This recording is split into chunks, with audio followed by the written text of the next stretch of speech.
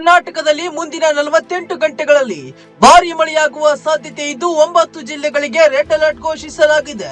ದಕ್ಷಿಣ ಕನ್ನಡ, ಉಡುಪಿ, ಉತ್ತರ ಕನ್ನಡ, ಬೆಳಗಾವಿ, ಧಾರವಾಡ, ಹಾವೇರಿ, ಚಿಕ್ಕಮಗಳೂರು, ಕೊಡಗು, ಶಿವಮೊಗ್ಗ ಜಿಲ್ಲೆಗಳಿಗೆ red alert ಘೋಷಿಸಲಾಗಿದೆ. ಇನ್ನು ವಿಜಯನಗರ, ಮೈಸೂರು, ಹಾಸನ, ದಾವಣಗೆರೆ, ಕೊಪ್ಪಳ, ರಾಯಚೂರು, ಗದಗ ಜಿಲ್ಲೆಗಳಿಗೆ ಆರೆಂಜ್ ಅಲರ್ಟ್ ಘೋಷಿಸಲಾಗಿದೆ. ಬೆಂಗಳೂರು ಗ್ರಾಮಾಂತರ, ಬೆಂಗಳೂರು ನಗರ, ಚಿಕ್ಕಬಳ್ಳಾಪುರ, ಚಿತ್ರದುರ್ಗ, ಕೋಲಾರ, ಮಂಡ್ಯ, ರಾಮನಗರ, ತುಮಕೂರು ಜಿಲ್ಲೆಗಳಿಗೆ ಯೆಲ್ಲೋ ಅಲರ್ಟ್ ಘೋಷಿಸಲಾಗಿದೆ. ಮಂಗಳವಾರ ರಾತ್ರಿ ಬೆಂಗಳೂರು ಸೇರಿ ಕರ್ನಾಟಕದ ವಿವಿಧೆಡೆ ಗುಡುಗು ಸಹಿತ ಧಾರಾಕಾರ ಮಳೆಯಾಗಿದೆ.